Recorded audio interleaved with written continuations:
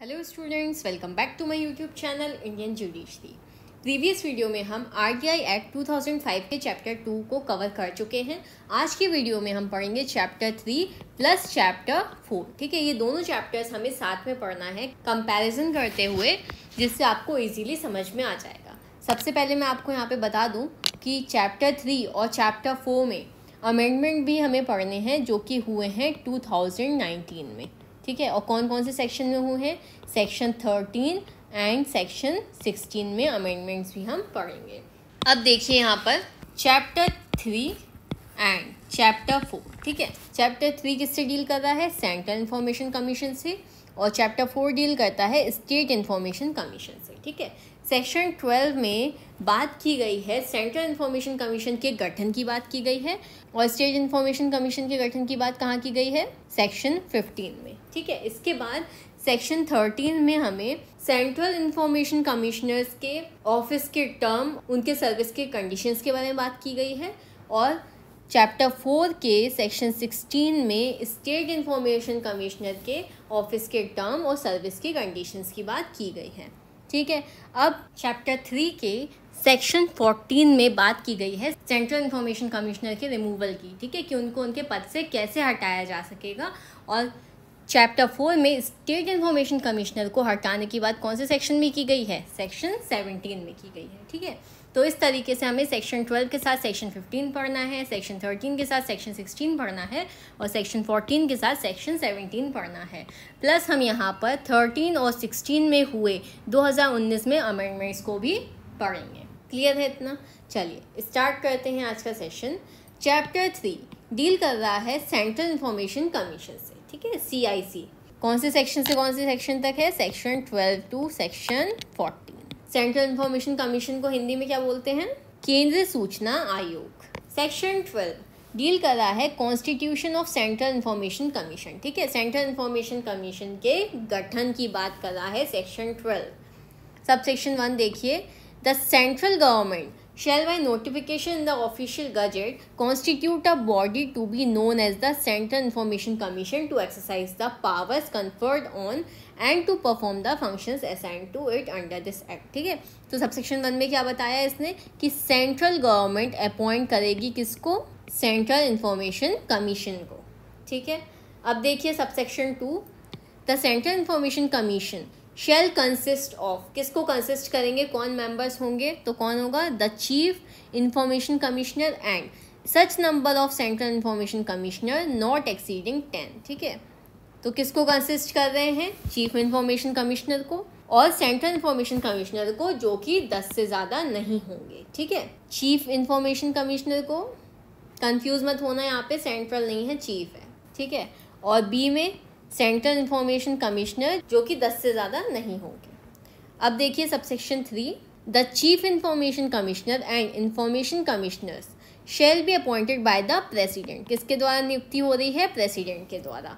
On the recommendation of a committee consisting of the prime minister who shall be the chairperson of the committee, the leader of the opposition in the Lok Sabha and a union cabinet minister to be nominated by the prime minister. ठीक है, तो यहाँ पर सबसे पहले subsection 1 में क्या बात की गई कि सेंट्रल गवर्नमेंट एक बॉडी कॉन्स्टिट्यूट करेगी जिसे सेंट्रल इंफॉर्मेशन कमीशन कहा जाएगा। सेंट्रल इंफॉर्मेशन कमीशन में चीफ इंफॉर्मेशन कमिश्नर होगा और सेंट्रल इंफॉर्मेशन कमिश्नर्स होंगे जिनकी संख्या 10 हो सकेगी। और सबसेक्शन 3 कह रहा है कि जो चीफ इंफॉर्मेशन कमिश्नर होंगे और इंफॉर्मेशन कमिश्नर्स होंगे, ठीक है, जो ये क्लॉज ए और क्लॉज बी में दिए गए हैं, वो किसके द्वारा अपॉइंट किए जा रहे हैं? प्रेसिडेंट के द्वारा। ठीक है, किसकी रिकमेंडेशन पे? तो रिकमेंडेशन किसकी लेनी होगी हमें?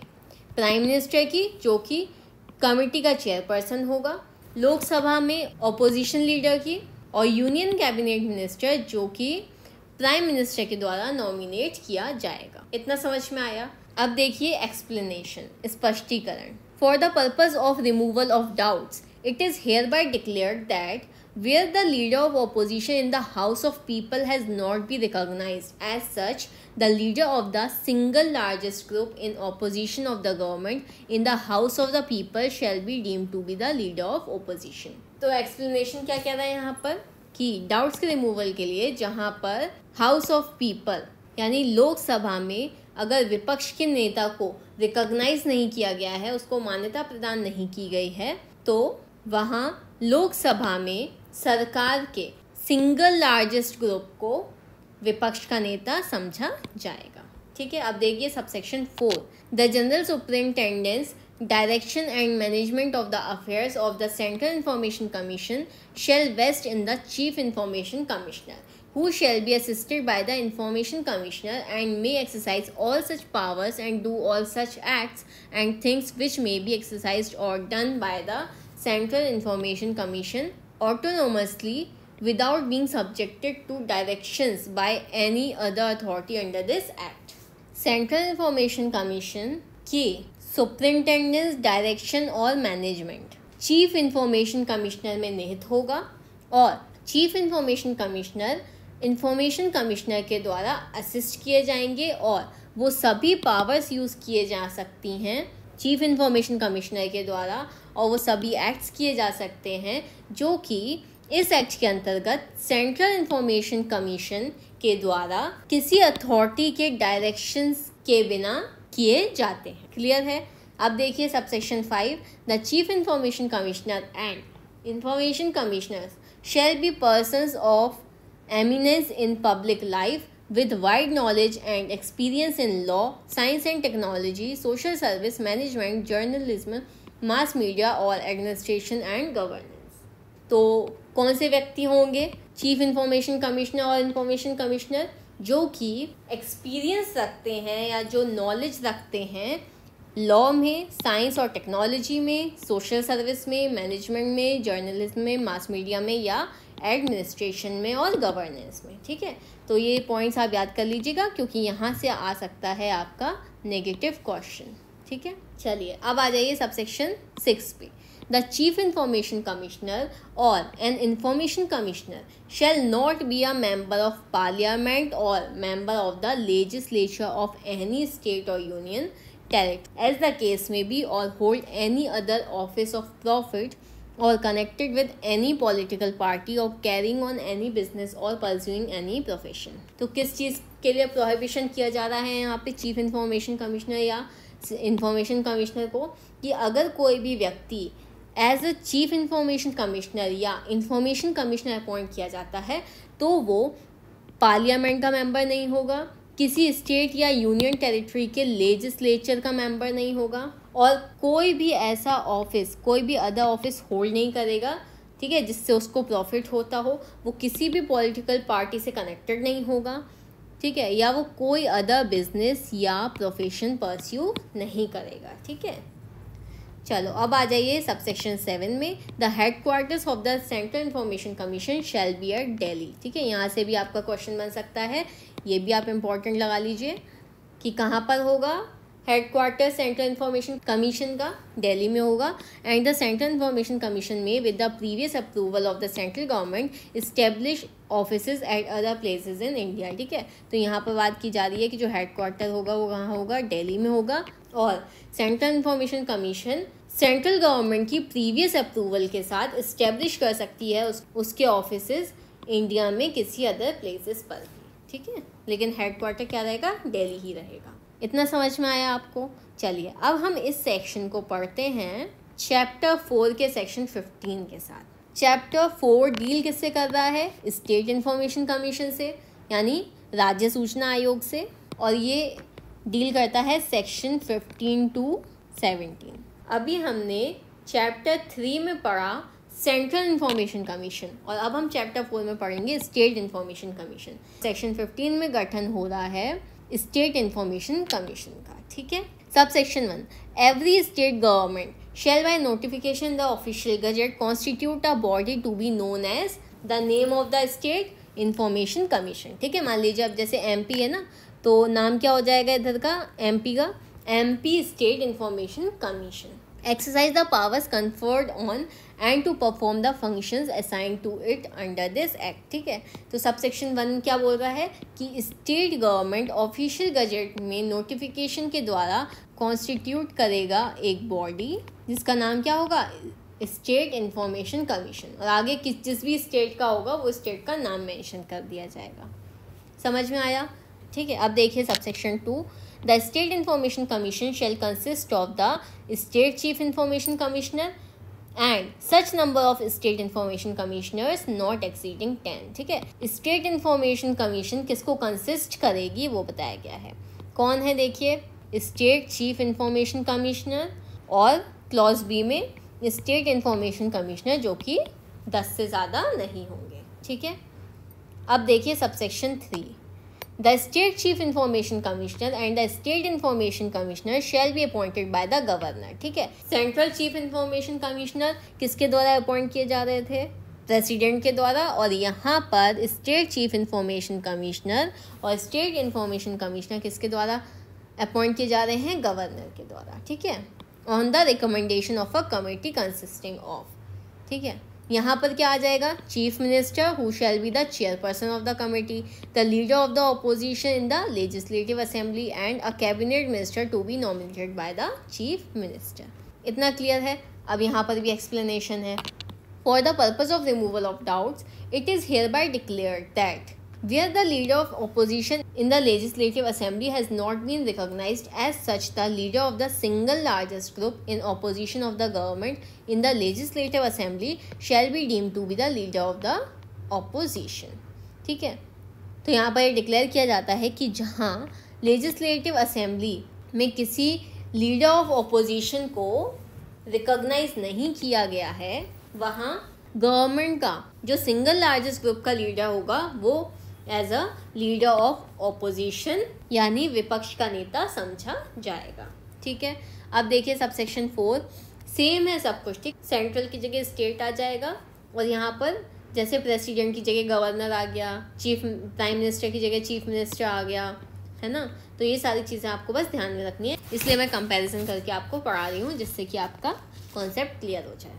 अब देखिए subsection 4, the general superintendence direction and management of the affair of the state information commission shall vest in the state chief information commissioner who shall be assisted by the state information commissioner and may exercise all such powers and do all such acts and things which may be exercised or done by the state information commission autonomously without being subjected to direction by any other authority under this act। तो subsection 4 क्या कह रहा है कि state information commission के सुपरिंटेंडेंस direction और management किस में निहित होंगे, चीफ इंफॉर्मेशन कमिश्नर में, जो कि स्टेट इंफॉर्मेशन कमिश्नर के द्वारा असिस्ट किया जाएगा। और स्टेट चीफ इंफॉर्मेशन कमिश्नर वो सभी पावर्स एक्सरसाइज कर सकता है और वो सभी एक्ट कर सकता है, वो सभी चीज़ें कर सकता है जो कि इस एक्ट के अंतर्गत किसी अदर अथॉरिटी के डायरेक्शन के बिना स्टेट इंफॉर्मेशन कमीशन के द्वारा एक्सरसाइज की जाती है। ठीक है, अब देखिए subsection 5, the state chief information commissioner and the state information commissioner shall B person of eminence in public life with wide knowledge and experience in law, science and technology, social service, management, journalism, mass media और administration and governance। ठीक है, तो ये पूरा same as it is proviso है। तो यहाँ पर सबसेक्शन 5 कह रहा है कि स्टेट चीफ इंफॉर्मेशन कमिश्नर और स्टेट इंफॉर्मेशन कमिश्नर्स ऐसे व्यक्ति होंगे जिनको नॉलेज होगी, एक्सपीरियंस होगा लॉ में, साइंस और technology, social service, management, journalism, mass media और एडमिनिस्ट्रेशन एंड गवर्नेंस में। ठीक है, अब देख लीजिए subsection 6, the state chief information commissioner और the state information commissioner shall not be a member of parliament और member of the legislature of any state और union territory as the case may be, और hold any other office of profit और connected with any political party और carrying on any business और pursuing any profession. ठीक है, तो कोई भी स्टेट चीफ इंफॉर्मेशन कमिश्नर या स्टेट इंफॉर्मेशन कमिश्नर्स पार्लियामेंट के मेंबर नहीं होंगे, किसी स्टेट या यूनियन टेरिटरी के लेजिस्लेचर मेंबर नहीं होंगे, किसी भी प्रॉफिट ऑफ ऑफिस को होल्ड नहीं करते हों, या वो किसी पॉलिटिकल पार्टी से कनेक्टेड ना हो, या वो कोई अदर बिजनेस को कैरी आउट ना करते हों, ना ही कोई अदर प्रोफेशन परस्यू करते हों। ठीक है, तो जो भी ऐसे कमिश्नर्स होंगे वो इनमें से कोई भी पोजीशन होल्ड नहीं करते हों। सबसेक्शन 7 देखिए, the headquarter of the state information commission shall be at such place in the state as the state government may by notification the official gazette specify and the state information commission may with the previous approval of the state government establish office at other places in the state. हमने section 12 के sub section 7 में पढ़ा था कि जो central information commission होगी उनका headquarter कहाँ होगा, दिल्ली में होगा, और सेंट्रल गवर्नमेंट की प्रीवियस अप्रूवल से वो अदर प्लेसेस में भी ऑफिस इस्टेब्लिश कर सकते हैं। लेकिन यहाँ सब सेक्शन 7 कह रहा है कि स्टेट इंफॉर्मेशन कमीशन का हेडक्वार्टर उस जगह होगा जहाँ स्टेट गवर्नमेंट ऑफिशियल गजट में नोटिफिकेशन के द्वारा स्पेसिफाई करे, ठीक है। और state information commission state government की प्रीवियस अप्रूवल के साथ इस्टेब्लिश कर सकते हैं अपने ऑफिसेस को उस स्टेट में, अदर प्लेसेस में भी। क्लियर है? चलिए, कॉन्स्टिट्यूशन समझ में आया आपको, गठन समझ में आ गया होगा सेंट्रल इंफॉर्मेशन कमीशन और स्टेट इंफॉर्मेशन कमीशन का। अब हम यहाँ पढ़ेंगे सेक्शन 13 में, जो कि डील कर रहा है terms of office and condition of service, ठीक है। कौन सी बात कर रहा है? सेंट्रल इंफॉर्मेशन कमीशन की। सबसेक्शन 1, तो यहाँ पर एक अमेंडमेंट है, वो हम पढ़ते हैं अमेंडमेंट वाली PDF से। देखिए क्या कह रहा है। In section 13 in subsection 1 for the words for a term of 5 years from the date on which he enters upon his office the word for such term as may be prescribed by the central government shall be substituted, ठीक है। तो इन words की जगह पर ये word आ जाएंगे। The chief information commissioner shall hold office for a term of 5 years की जगह यहाँ पे क्या आ रहा है, जो कि सेंट्रल गवर्नमेंट प्रिस्क्राइब करेगी वो टर्म होगा, है ना। तो हम पढ़ेंगे the chief information commissioner shall hold office for a term as may be prescribed by the central government and shall not be eligible for reappointment, ठीक है। यहाँ से आपका अमेंडमेंट है। मैं दोनों ही PDF आपको टेलीग्राम ग्रुप पे डाल दूंगी और टेलीग्राम का लिंक आपको डिस्क्रिप्शन में दे दूंगी। तो यहाँ पर 5 साल की जगह हटाकर क्या कर दिया गया है, जैसा कि सेंट्रल गवर्नमेंट ऑफिशियल गजट में नोटिफिकेशन के द्वारा प्रिस्क्राइब करेगी, वो टर्म होगा अब सेंट्रल इंफॉर्मेशन कमिश्नर का, ठीक है। और यहाँ पे एक इम्पॉर्टेंट बात कह रहा है कि और ऐसे व्यक्ति जो हैं वो रीअपॉइंटमेंट के लिए एलिजिबल नहीं होंगे, ठीक। यानी अगर कोई व्यक्ति चीफ इंफॉर्मेशन कमिश्नर रह चुका है तो अगर वो एक बार अपना ऑफिस होल्ड कर देता है और उसके बाद वो दोबारा से उसी पोस्ट के लिए अपॉइंट नहीं किया जाएगा। प्रोविजो देख लीजिए। Provided that no chief information commissioner shall hold office as such after he has attained the age of 65 years, ठीक है। एक तो ये बोल दिया सबसेक्शन 1 में कि जो टर्म, जो समय सेंट्रल गवर्नमेंट प्रिस्क्राइब करेगी उतने समय के लिए कोई चीफ इंफॉर्मेशन कमिश्नर अपॉइंट किया जाएगा। और प्रोविजो कह रहा है कि कोई भी चीफ इंफॉर्मेशन कमिश्नर अपना ऑफिस 65 साल के एज प्राप्त करने के बाद अपना ऑफिस होल्ड नहीं करेगा, ठीक है। यानी कि अगर कोई व्यक्ति 64 years में अपॉइंट किया गया, ठीक है, तो वो 1 साल के अंदर ही रिटायर हो जाए। अब देख लीजिए सबसेक्शन 2, यहाँ पर भी अमेंडमेंट है। देखिए कह रहा है ना, in subsection 2 for the word for a term of 5 years from the date on which he enters upon his office की जगह पर कौन से वर्ड्स आ जाएंगे, for such term as may be prescribed by the central government, ठीक है। तो every information commissioner shall hold office for a term of 5 years from the date on which he enters upon his office की जगह पर कौन से words आ रहे हैं, जैसा कि सेंट्रल गवर्नमेंट प्रिस्क्राइब करे, ठीक है। और till he attain the age of 65 years whichever is earlier and shall not be eligible for reappointment as such information commissioner, ठीक है। तो सबसेक्शन 2 में क्या बोल रहा है कि प्रत्येक इंफॉर्मेशन कमिश्नर उतना ऑफिस का टर्म होल्ड करेगा जितना कि सेंट्रल गवर्नमेंट प्रिस्क्राइब करे, ठीक है। चाहे वो 1 साल हो, चाहे 2 साल, 3 साल, 4 साल, कितना भी टाइम वो हो सकता है जैसा कि सेंट्रल गवर्नमेंट प्रिस्क्राइब करे। या अगर वो 65 साल की उम्र प्राप्त कर लेता है तो उस दिन तक वो अपना ऑफिस होल्ड कर सकता है, ठीक है, जो भी पहले हो जाए, ठीक है। चाहे वो टर्म पहले कंप्लीट हो जाए जो सेंट्रल गवर्नमेंट ने प्रिस्क्राइब किया है, या फिर अगर वो 65 साल का हो जाए, तो इन दोनों में से जो भी पहले हो जाएगा उतने ही टाइम तक इंफॉर्मेशन कमिश्नर अपना ऑफिस होल्ड करेगा और वो ऐसे इंफॉर्मेशन कमिश्नर के लिए रीअपॉइंटमेंट के लिए एलिजिबल नहीं होगा, ठीक है। प्रोविजो देखिए। Provided that every information commissioner shall on vacating his office under this sub section be eligible for appointment as the chief information commissioner in the manner specified in subsection 3 of section 12। Proviso कह रहा है कि प्रत्येक information commissioner उसका office vacant हो जाने के बाद, यानी कि जब उसका ऑफिस इस सब सेक्शन के अंतर्गत खाली हो जाता है, तो वो एलिजिबल होगा चीफ इंफॉर्मेशन कमिश्नर के अपॉइंटमेंट के लिए, जो सेक्शन 12 के सबसेक्शन 3 में स्पेसिफाई किया गया है। यानी कि वो री एलिजिबल तो नहीं होगा इंफॉर्मेशन कमिश्नर के लिए, लेकिन इंफॉर्मेशन कमिश्नर किसके लिए एलिजिबल हो सकता है? चीफ इंफॉर्मेशन कमिश्नर के लिए।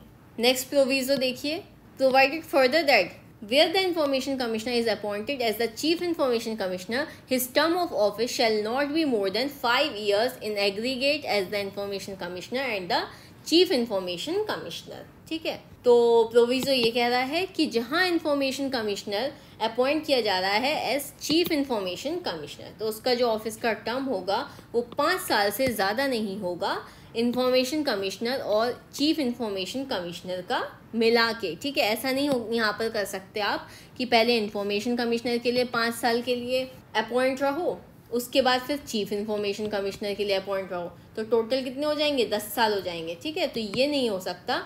टोटल पीरियड की बात हो रही है कि टोटल मिला के 5 साल होना चाहिए। क्लियर है?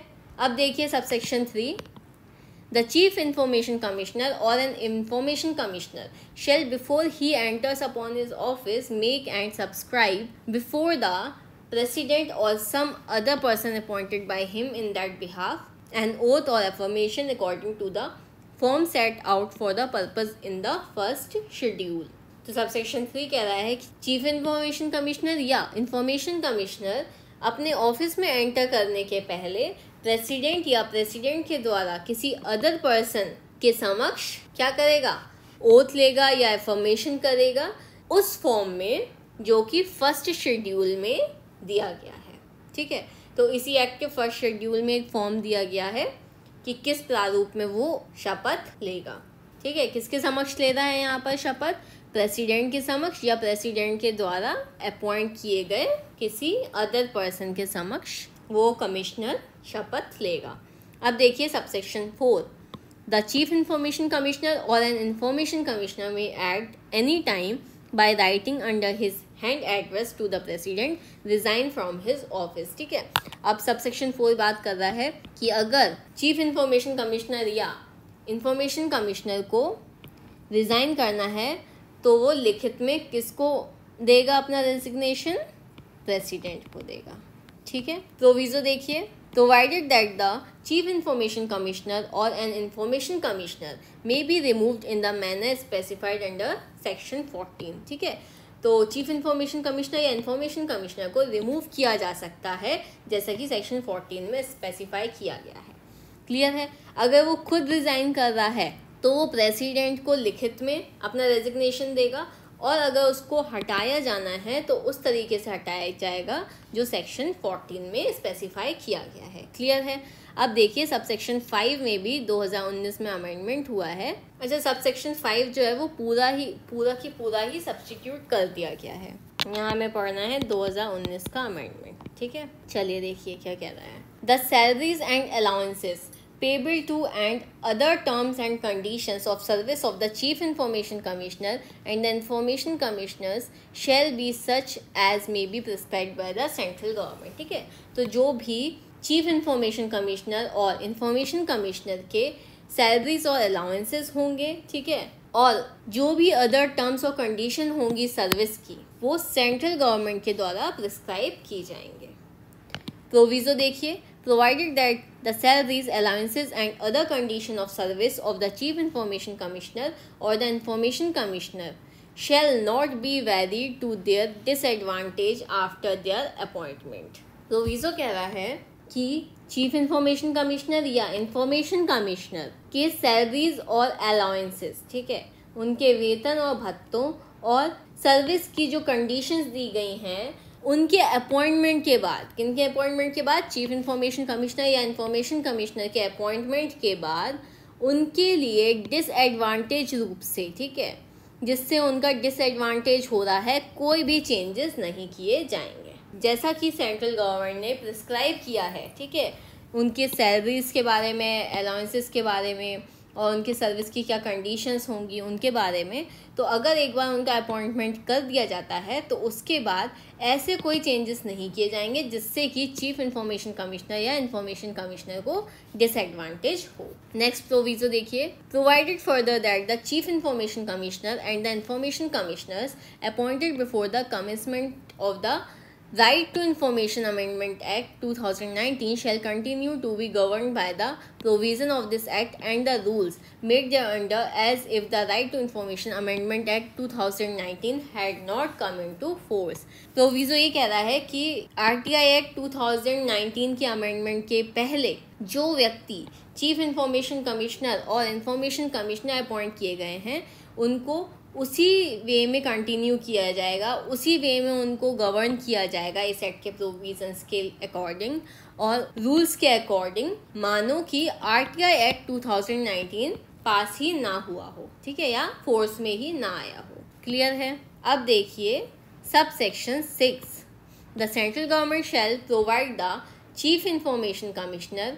and the information commissioner with such officers and employees as may be necessary for the efficient performance of their function under this act, and the salaries and allowances payable to and the term of condition of service of the officer and other employees appointed for the purpose of this act shall be such as may be prescribed। तो subsection 6 कह रहा है कि central government जो है वो provide करेगी chief information commissioner और इंफॉर्मेशन कमिश्नर्स को कुछ ऐसे ऑफिसर्स प्रोवाइड करेगी, ऐसे एम्प्लॉयज़ प्रोवाइड करेगी जो कि ज़रूरी होंगे इस एक्ट के अंतर्गत उनके फंक्शंस को परफॉर्म करने में, और सैलरीज और अलाउंसेस उनको पे किए जाएंगे और उनके सर्विस की टर्म और कंडीशंस किनके, अदर ऑफिसर्स और अदर एम्प्लॉयज़ के जो इस एक्ट के लिए अपॉइंट किए गए हैं वो वही होंगे जो कि प्रिस्क्राइब किए जाएं, और प्रिस्क्राइब कौन कर रहा है, सेंट्रल गवर्नमेंट। क्लियर है।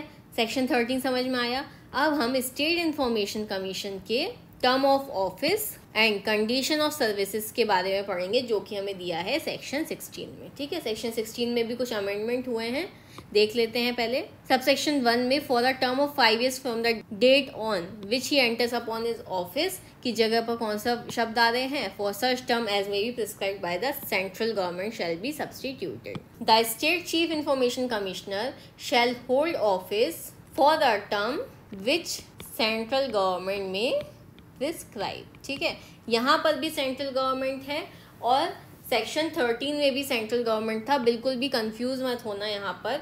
अगर अमेंडमेंट से क्वेश्चन आ गया कि यहाँ पर स्टेट चीफ इंफॉर्मेशन कमिश्नर है तो ऑप्शन में उन्होंने स्टेट गवर्नमेंट दे दिया कि स्टेट गवर्नमेंट प्रिस्क्राइब करेगी तो अब वो लगा है। यहाँ पर भी सेंट्रल गवर्नमेंट ही प्रिस्क्राइब कर रही है कि स्टेट चीफ इंफॉर्मेशन कमिश्नर का कितना टर्म होगा ऑफिस का। ठीक है, and shall not be eligible for reappointment, और ये कमिश्नर भी रीअपॉइंटमेंट के लिए एलिजिबल नहीं होंगे। ठीक है, प्रोविजो देखिए, provided that no state chief information commissioner shall hold office as such after he has attained the age of 65 years। ठीक है, तो 65 साल के बाद कोई भी स्टेट चीफ इंफॉर्मेशन कमिश्नर अपना ऑफिस होल्ड नहीं करेगा। ठीक है, तो मैक्सिमम एज लिमिट क्या है यहाँ पर, 65 years है।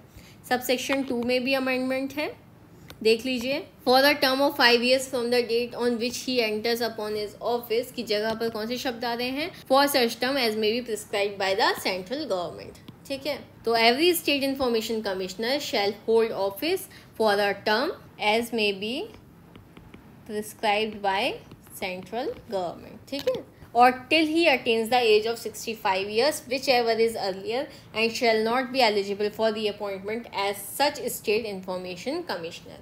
तो प्रत्येक स्टेट इंफॉर्मेशन कमिश्नर अपना ऑफिस उतने समय के लिए होल्ड करेगा जितना कि सेंट्रल गवर्नमेंट प्रिस्क्राइब करे, या 65 साल की उम्र तक वो अपना ऑफिस होल्ड करेगा, इनमें से जो भी पहले कंप्लीट हो जाए, और वो कमिश्नर उस स्टेट इंफॉर्मेशन कमिश्नर के लिए रीअपॉइंटमेंट के लिए एलिजिबल नहीं होगा।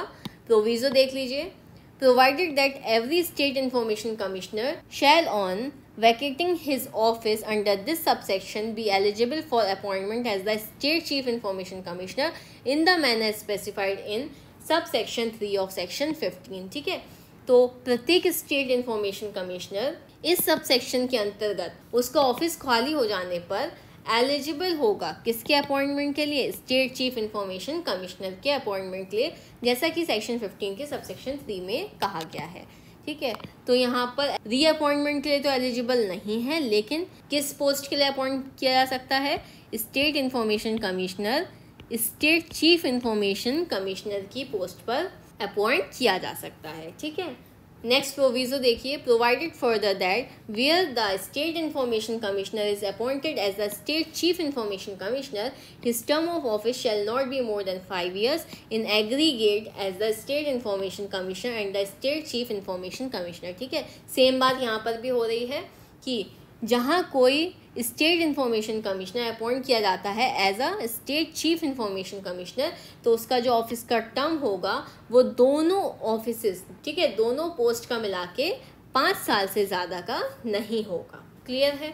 अब देखिए subsection 3, the state chief information commissioner और the state information commissioner shall before he enters upon his office make and subscribe before the governor or some other person appointed by him in their behalf an oath or affirmation according to the form set out for the purpose in the first schedule। ठीक है, तो subsection 3 क्या कहता है कि state chief information commissioner या state information commissioner अपने office में एंटर करने के पहले किसके समक्ष शपथ लेगा, तो वहाँ हमने पढ़ा था कि प्रेसिडेंट के समक्ष लेगा, लेकिन यहाँ पर स्टेट वाले में किसके समक्ष ले रहा है, गवर्नर के समक्ष या ऐसे व्यक्ति के समक्ष जो कि गवर्नर के द्वारा अपॉइंट किया गया है इस पर्पस के लिए। और जैसा कि फर्स्ट शेड्यूल में स्पेसिफाई किया गया है, जो फॉर्म दिया गया है उसके अकॉर्डिंग वो ओथ लेगा।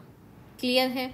अब देखिए subsection 4, The State Chief Information Commissioner or the State Information Commissioner may at any time by writing under his hand address to the Governor resign from his office। ठीक है, तो यहाँ पर रेजिग्नेशन लेटर कौन देगा, स्टेट चीफ इंफॉर्मेशन कमिश्नर अपना resign किसको देगा, गवर्नर को देगा। ठीक है, वहाँ पर किसको दे रहा था, प्रेसिडेंट को दे रहा था। प्रोविजो देखो, provided that the state chief information commissioner और the state information commissioner may be removed in the manner specified under section 17। ठीक है, तो सेक्शन 17 के अंतर्गत जो मैनर स्पेसिफाई किया गया है, जो रीति स्पेसिफाई की गई है, उसके अकॉर्डिंग किसी स्टेट चीफ इंफॉर्मेशन कमिश्नर या स्टेट इंफॉर्मेशन कमिश्नर को रिमूव किया जा सकता है, हटाया जा सकता है। अब देखिए सबसेक्शन 5 में भी अमेंडमेंट है, ये पूरा ही सब्स्टिट्यूट कर दिया गया है। The salaries and allowances payable to and other terms and conditions of service of the State Chief Information Commissioner and the State Information Commissioner shall be such as may be prescribed by the central government। ठीक है, तो state chief information commissioner और state information commissioner की salary और allowances और service की other terms और conditions वो होंगी जैसा कि सेंट्रल गवर्नमेंट प्रिस्क्राइब करे। ठीक है, यहाँ पर भी सेंट्रल गवर्नमेंट ही प्रिस्क्राइब कर रही है। प्रोविजो देखिए, provided that the salaries allowances and other conditions of service of the state chief information commissioner and the state information commissioner shall not be varied to their disadvantage after their appointment. ठीक है, तो अगर एक बार state chief information commissioner और state information commissioner का appointment कर लिया जाता है कुछ सैलरीज अलाउंसेस और सर्विस की कंडीशंस रख कर, ठीक है, तो उस अपॉइंटमेंट के बाद ऐसे कोई भी चेंजेस नहीं किए जाएंगे जो कि उस स्टेट इंफॉर्मेशन कमिश्नर या स्टेट चीफ इंफॉर्मेशन कमिश्नर के डिसएडवांटेज में हो। क्लियर है। नेक्स्ट प्रोविजो देखिए, provided further that the state chief information commissioner and the state information commissioner appointed before the commencement of the RTI Amendment Act 2019 shall continue to be governed by the provision of this act and the rules made thereunder as if the Right to Information Amendment Act 2019 had not come into force। ठीक है, same बात कर रहा है कि state chief information commissioner और state information commissioner जो कि अमेंडमेंट एक्ट 2019 के कमेंसमेंट के पहले अपॉइंट किए गए हैं, ठीक है, वो उसी तरीके से गवर्न किए जाएंगे या वो उसी तरीके से अपना ऑफिस कंटिन्यू करेंगे या अपने फंक्शंस, पावर, सब कुछ उसी तरीके से कंटिन्यू करेंगे इस एक्ट के प्रोविजंस के द्वारा और बनाए गए रूल्स के अकॉर्डिंग, मानो कि RTI अमेंडमेंट एक्ट 2019 प्रवृत्त ही ना हुआ हो। क्लियर है। चलिए आ जाइए सब सेक्शन 6 में। The state government shall provide the state chief information commissioner and the state information commissioner with such officers and employees as may be necessary for the efficient performance of their function under this act, and the salaries and allowances payable to and the term and condition of service of the officers and other employees appointed for the purpose of this act shall be such as may be prescribed। ठीक है, यहाँ पर state government provide कर रही है, ध्यान रखिएगा। यहाँ पर कौन प्रोवाइड कर रही है? स्टेट गवर्नमेंट प्रोवाइड कर रही है। स्टेट चीफ इंफॉर्मेशन कमिश्नर और स्टेट इंफॉर्मेशन कमिश्नर को ऐसे ऑफिसर्स और ऐसे अदर एम्प्लॉयज़ जो कि नेसेसरी हैं इस एक्ट के अंतर्गत फंक्शंस परफॉर्म करने के लिए, और उनकी सैलरीज और अलाउंसेस जो कि ऐसे अदर ऑफिसर्स और अदर एम्प्लॉयज़ को दिए जाएंगे, और उनकी सर्विस की टर्म्स और कंडीशन इस एक्ट के पर्पस के लिए वो होगी जो कि प्रिस्क्राइब की जाए। क्लियर है? चलिए अब आ जाते हैं हम वापस चैप्टर 3 के सेक्शन 14 पे, जो कि डील कर रहा है removal of chief information commissioner और इंफॉर्मेशन कमिश्नर। ठीक है, subsection 1 subject to the provision of subsection 3 the chief information commissioner और any information commissioner shall be removed from his office only by order of the president. ठीक है, किसके order पे? President के order पे, on the ground of proved misbehavior or incapacity after the Supreme Court on a reference made to it by the President has on inquiry reported that the Chief Information Commissioner or any Information Commissioner as the case may be ought on such ground be removed। ठीक है, तो removal कैसे कर रहा है subsection 3 के provision के लिए कि चीफ इंफॉर्मेशन कमिश्नर और किसी इंफॉर्मेशन कमिश्नर को उसके ऑफिस से तभी हटाया जा सकेगा जब प्रेसिडेंट ने आदेश किया हो और जब उसका मिसबिहेवियर या इनकैपेसिटी प्रूव हो जाती है कि उसने कोई मिसबिहेवियर किया है या किसी बात को लेकर इनकैपेसिटी है, ठीक है, असमर्थता है, और प्रेसिडेंट के ऑर्डर पर यहाँ पर रिपोर्ट कौन दे रहा है? Supreme court. जांच करने के बाद तभी इन ग्राउंड्स पर उस चीफ इंफॉर्मेशन कमिश्नर या इंफॉर्मेशन कमिश्नर को हटाया जा सकता है। ठीक है, ध्यान रखिएगा, 2 शब्द यहाँ पर आ रहे हैं, मिसबिहेवियर और इनकैपेसिटी। अब देखिए subsection 2 the president may suspend from his office and if deem necessary prohibit also from attending the office during inquiry the chief information commissioner or information commissioner in respect of whom a reference has been made to the Supreme Court under subsection 1 until the President has passed order on receipt of the report of the Supreme Court on such reference। तो subsection 2 ये कह रहा है कि president उस chief information commissioner या information commissioner को जिसके अगेंस्ट में सबसेक्शन 1 के अंतर्गत सुप्रीम कोर्ट को निर्देश किया गया है और ऐसे निर्देश पर सुप्रीम कोर्ट की रिपोर्ट प्राप्त होने पर और प्रेसिडेंट के द्वारा ऑर्डर पास किए जाने तक उस चीफ इंफॉर्मेशन कमिश्नर या इंफॉर्मेशन कमिश्नर को उसके पद से सस्पेंड किया जा सकेगा, और अगर ज़रूरी समझे कि उस चीफ इंफॉर्मेशन कमिश्नर या इंफॉर्मेशन कमिश्नर को इंक्वायरी के दौरान उसको उसके ऑफिस को अटेंड करने से भी प्रोहिबिट कर दिया जाना चाहिए, तो उसको इंक्वायरी के दौरान, जांच के दौरान उसको उसके ऑफिस को भी अटेंड करने से प्रोहिबिट किया जा सकेगा। ठीक है, अब देखिए subsection 3 notwithstanding anything contained in subsection 1 the president may by order remove from office the chief information commissioner और एनी इंफॉर्मेशन कमिश्नर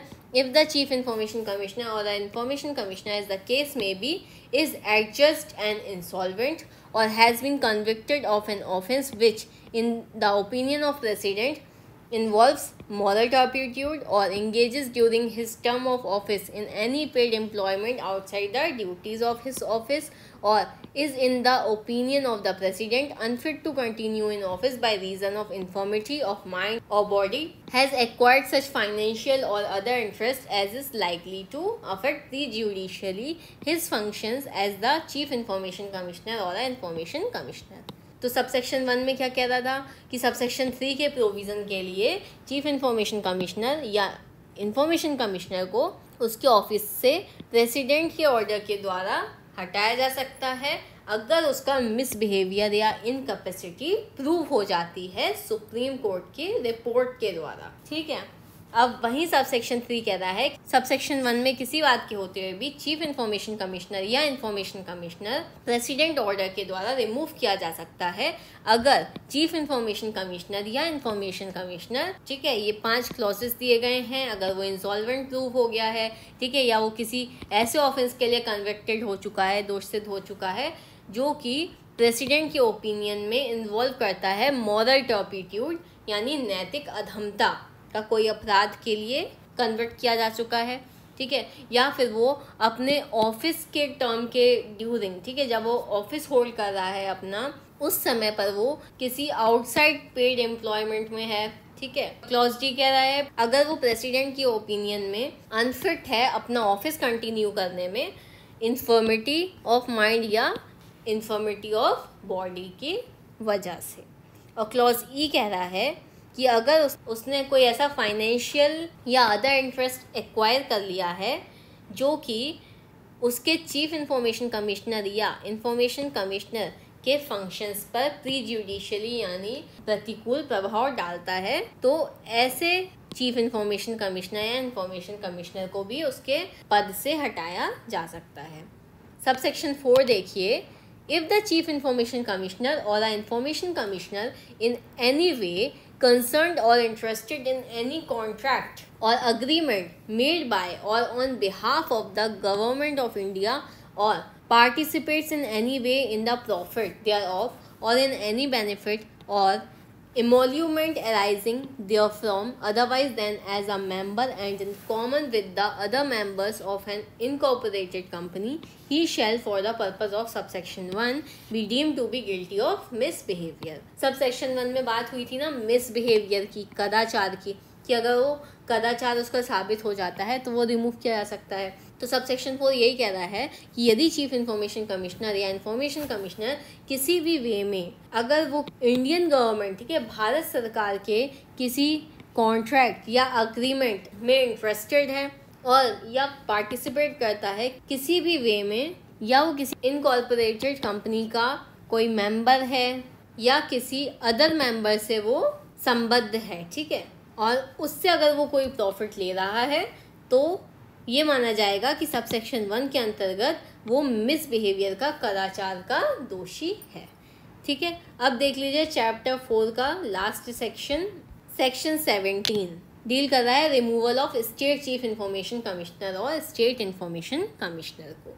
सबसेक्शन 1 देखिए, subject to the provision of subsection 3, the state chief information commissioner or a state information commissioner shall be removed from his office only by order of the governor। ठीक है, वहाँ पे किसका order चल रहा था? President का। यहाँ पर किसका ऑर्डर है? गवर्नर का।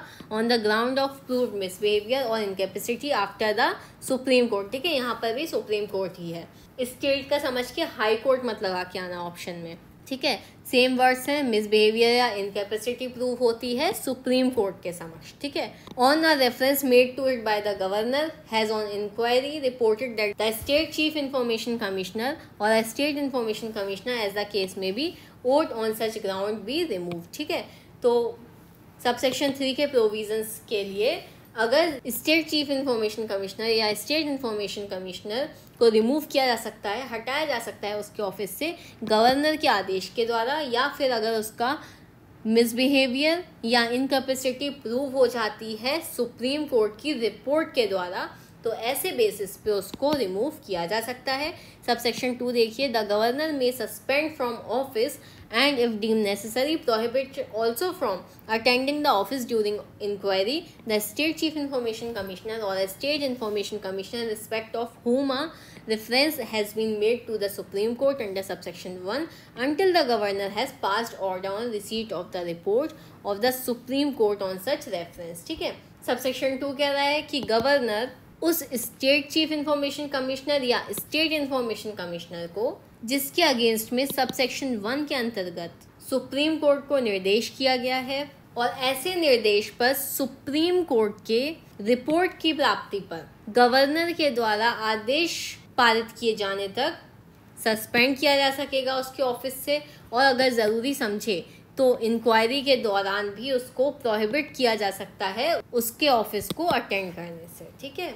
सबसेक्शन 3 देखो, notwithstanding anything contained in subsection 1 the governor may by order remove from office the state chief information commissioner or a state information commissioner if a state chief information commissioner or a state information commissioner as the case may be is adjudged and insolvent or has been convicted of an offence which in the opinion of the governor involves moral turpitude, engages during his term of office in any paid employment outside the duties of his office, is in the opinion of the governor unfit to continue in office by reason of infirmity of mind or body, or has acquired such financial or other interest as is likely to affect prejudicially his function as the state chief information commissioner or a state information commissioner, ठीक है।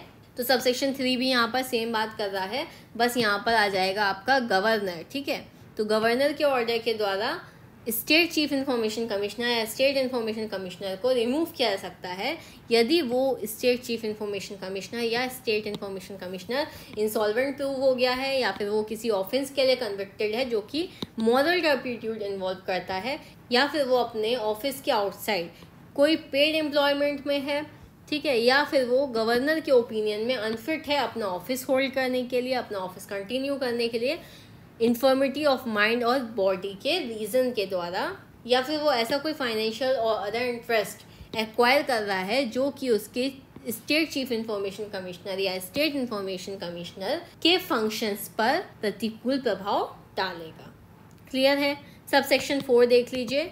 If the state chief information commissioner or a state information commissioner in any way concerned or interested in any contract or agreement made by or on behalf of the government of the state, ठीक है, यहाँ पर state government की बात हो रही है, और जो हमने सेंट्रल वाला पढ़ा था तो वहाँ पर किसकी बात हो रही थी, गवर्नमेंट ऑफ इंडिया की बात हो रही थी, और participates in any way in the profit thereof or in any benefit or emolument arising therefrom otherwise than as a member and in common with the other member of an incorporated company, he shall for the purpose of subsection 1 be deemed to be guilty of misbehavior, ठीक है। किसका दोषी पाया जाएगा, misbehaviour का। तो subsection 4 भी same बात कर रहा है कि यदि कोई स्टेट चीफ इंफॉर्मेशन कमिश्नर या state information commissioner state government के बिहाफ पर या स्टेट गवर्नमेंट के किसी कॉन्ट्रैक्ट या अग्रीमेंट में इंटरेस्टेड है या पार्टिसिपेट करता है किसी इनकॉर्पोरेटेड कंपनी के किसी मेंबर के रूप में, ठीक है, या फिर वो किसी अदर मेंबर से कनेक्टेड होता है, संबद्ध होता है, और वो किसी भी प्रॉफिट में पार्टिसिपेट करता है, तो उसको सबसेक्शन 1 के पर्पस के लिए मिसबिहेवियर माना जाएगा, ठीक है, मिसबिहेवियर का कदाचार का दोषी माना जाएगा, ठीक है। तो आई होप आप लोगों को चैप्टर 3 और चैप्टर 4 अच्छे से क्लियर हो गए होंगे, बहुत सारी चीज़ें आपको समझ में आ गई होंगी। वीडियो पसंद आई हो तो please do like, share, comment and subscribe our channel. Thank you for watching.